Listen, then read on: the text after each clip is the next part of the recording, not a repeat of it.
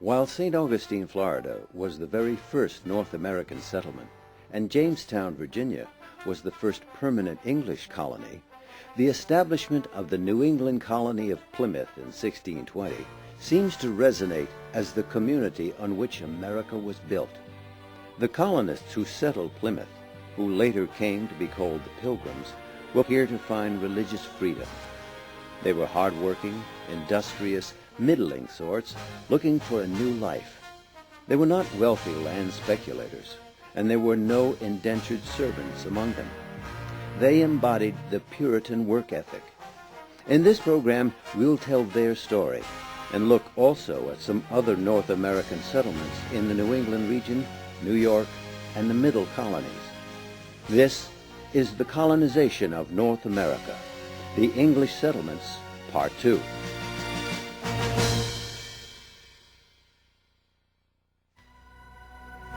In our program, we have 3 subject matter experts. Karen Ordahl-Kupperman, Silver Professor of History, New York University. The first Thanksgiving was initiated by the Indians, who were coming to sort of show their mastery, I think, over the area. Gifts of food are very important, I think, from both sides. So the gift of 6 deer was a pretty magnificent gift. John Smolinski, Assistant Professor of History, University of California, Davis. Plymouth colony was much more ethnically homogeneous than the Jamestown colony was. Consisted almost entirely of Englishmen with very few outsiders, either African slaves or Indians.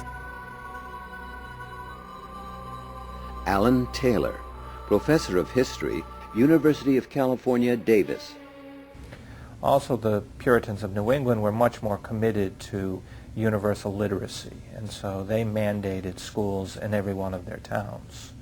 So it meant that literacy was much higher, something close to 90% for the men in New England, whereas it would be closer to 2/3 in the Chesapeake.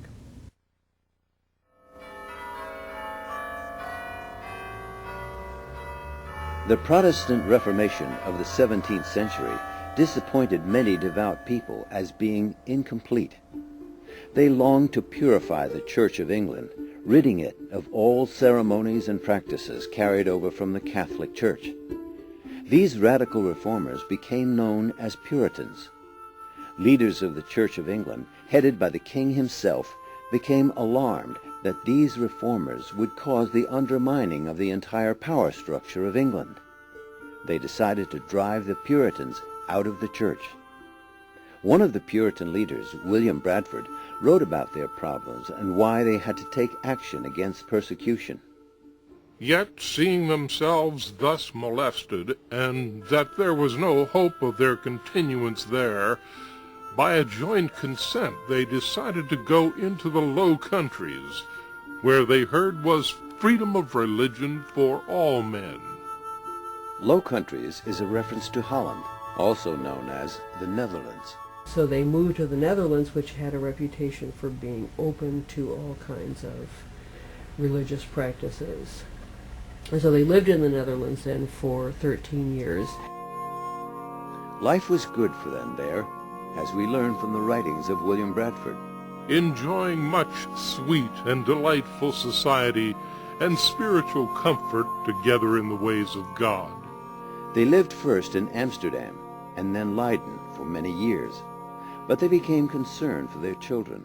William Bradford, who was the longtime first governor of Plymouth, said that they feared that their children were becoming too Dutch and they were becoming too estranged from English ways of life.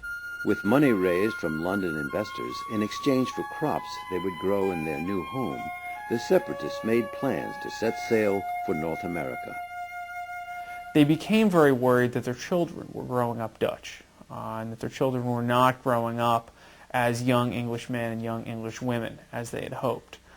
They welcomed the opportunity to separate it once again from Europe, this time to go to the New World, so that they could establish towns and families in an English way, so that they would be able to live in the English manner that they had wanted to. The Mayflower passengers numbered a total of 102, but only 35 of them were separatists. The rest were what the people that they called strangers, that is, strangers to the faith, in other words, normal Church of England people, who were chosen for their skills and the kinds of things that they could bring to the colony that the Pilgrims themselves didn't necessarily have. The Mayflower set off for the New World in November of 1620 and arrived off the coast of Massachusetts a month later in December of 1620. Strong winds drove the Mayflower into Provincetown Harbor at the end of Cape Cod. While still aboard the Mayflower, they wrote the Mayflower Compact, a treaty that was the first attempt by North American immigrants to form a self-governing body. When the colonists stepped off their landing boat, they disembarked here, according to tradition, on the spot marked by this small building, which now protects Plymouth Rock. Visitors are surprised to see the size of Plymouth Rock. Over the years, it was an easy target for souvenir hunters who chipped away at it. In addition, an equal-sized piece of the rock is now on display at the Smithsonian Institution in Washington, D.C. But some historians question whether Plymouth Rock is an historical fact or an invention of a later generation. I think Plymouth Rock is a 19th century invention. I think even if you go to Plymouth Plantation, the reconstructed living history village, they will tell you that Plymouth Rock is a 19th century establishment. The celebration of one particular rock as something they stepped on is very much part of the 19th century mythification and setting up of certain icons to celebrate colonial America. It didn't much matter to the 17th century people which rock they first stepped foot on.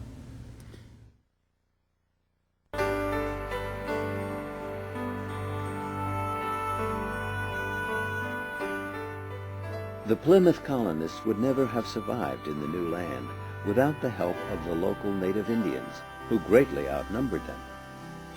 Those Indians, known as the Wampanoag, helped the settlers, seeing them as possible allies in wars against other Indian tribes in New England.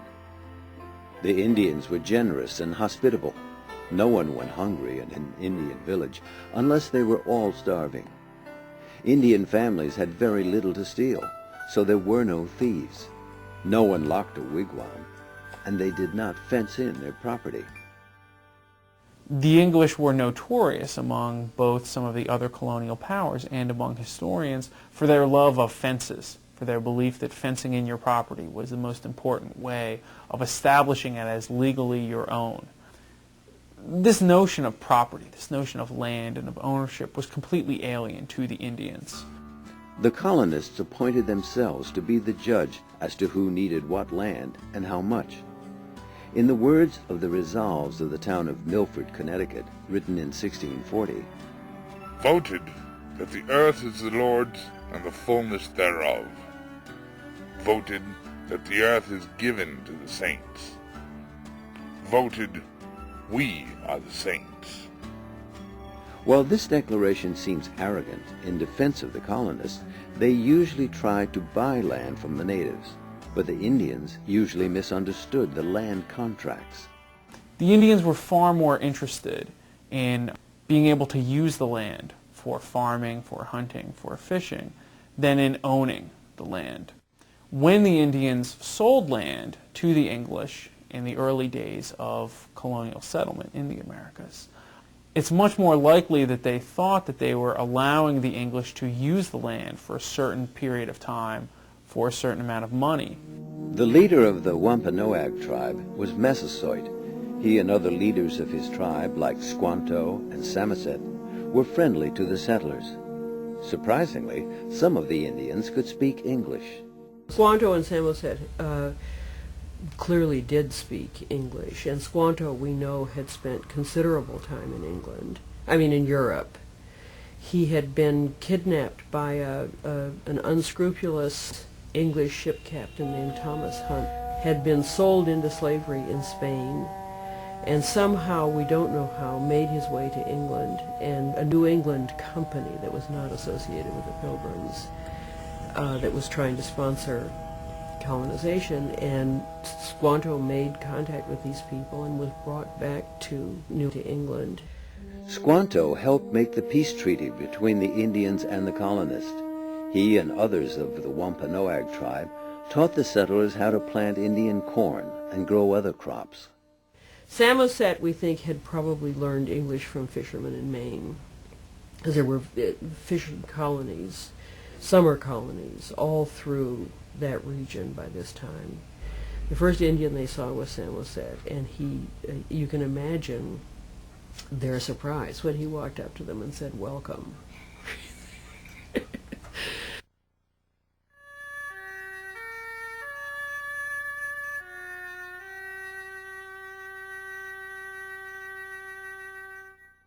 One of the most famous stories told about the relationship between the colonists and the Indians is the story of the first Thanksgiving. The first Thanksgiving is very, very briefly referred to in the actual sources. I mean, there are a couple of sentences, maybe 3 sentences. And so we don't know very much about it, except that it's said that it took place when their harvest was in. So it was presumably in New England, probably October, not November, of the first fall that the Pilgrims were there. And it starts, I mean, people tend to think of it as something that the Pilgrims initiated. It actually started because Massasoit came with several of his men and 6 deer that he and his people had hunted. And he came and bestowed these deer, each one on one of the leaders in Plymouth. And it was in recompense for that the leaders say that they then sent some men out fowling to bring in some birds, and then they had this feast. One of the Plymouth colony leaders was Miles Standish, but again, looking at fact rather than myth, his role was not very great. Miles Standish was the military leader of the colony, and so he was something of the enforcer whenever the Plymouth colonists would feel threatened by the local Indians, rightly or wrongly. They would send out Miles Standish to intimidate them. I think Miles Standish is a legendary figure, again, like Plymouth Rock, because in the 19th century, there's a whole kind of mythology that's built up around Plymouth colony that serves the purposes of the 19th century that has very little to do with the actual facts of the early settlement. The only thing common to both the Plymouth colony and the settlements in the Chesapeake region, like Jamestown, is that the settlers were English. In almost every other way, they were different. The early English colonies in New England, colonies like Plymouth, for example, were very, very different from the English colonies founded in the Chesapeake, like Jamestown. Immigrants to Jamestown tended far more often to be young single men. The immigrants into New England came as family groups, so they were roughly equivalent numbers of men and women, and they tended to be young married couples so that they had numerous children, and they would have more children once they arrived. Many more of the people who came over to Jamestown came as indentured servants, where they were not free for a number of years while they fulfilled their contract of indenture. Also, in Virginia, in the Jamestown settlement and the Chesapeake settlements in particular, there were many, many more slaves. In New England, where the climate is similar to the homeland, they grew a variety of crops, primarily for their own use. In the Chesapeake, however, farming became a big export business, and to meet the demand for workers, indentured servants and slaves were very important. By the year 1700, only 2% of New England's inhabitants were slaves. In the Chesapeake region, on the other hand, 13% of the population were slaves. The New England environment was a healthier one than the Chesapeake. In New England, if a person survived childhood, he or she could expect to live to be 70, whereas in the Chesapeake, only a few survived to live beyond 45. This healthier, long-lived, more sex-balanced population of New England made the region grow and prosper.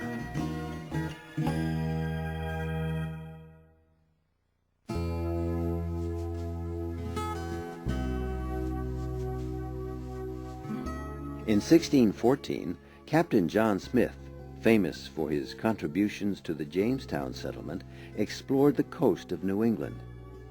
He published promotional literature and a map of the region which made New England very appealing to Britons unhappy with life at home. John Smith had this to say about life in New England. Here every man may be master of his own labor and land, and by industry grow rich. Smith's testimonial no doubt contributed to the decision of many to migrate, but it was conditions in England rather than the appeal of the New World that motivated most. The decade of the 1620s was a very hard decade in England. There was population explosion, and real wages were at their lowest for over 100 years in the 1620s, and it was also a time of harvest failure. Little Ice Age conditions were making life extremely difficult. After the ascent to the throne of Charles I, many of these English Puritans concluded that it was going to be too tough to stay in England, and they thought that England needed an example of what a purified religious set of communities would look like. These English Puritans, some of them banded together, formed a company, and obtained a charter from the Crown for the Massachusetts Bay Colony, and they began their emigration in 1630. The result is known as the Great Migration. Driven by these conditions, about 14,000 new settlers arrived in the Massachusetts Bay Area between 1630 and 1640. They come with 1,000 people in the first year, and they start with families right from the beginning, so that it's a colony that is founded on the model that has been evolved by this time as the correct model. There's widespread access to land. People who adventure either in person are given land, and there's a critical mass there from the beginning. The principal leader of the Great Migration and of the Massachusetts Bay Colony was John Winthrop. He was a member of the gentry in England, so he came from a prosperous family, and he was educated at Cambridge as a lawyer. So he's quite a prestigious man. He's not a member of the aristocracy, but he's from the class just below it. In the 1630s, there were 198 recorded voyages bearing passengers to New England. Other destinations were also popular. And one of the things that's remarkable about it is that within a few years there are cities or towns all around Boston. Settlements are set up along the Connecticut River within a few years, so that it's a burgeoning area. It's also it's an area in which Indian epidemics among the Indians have tended to make settlement easier, as in Plymouth.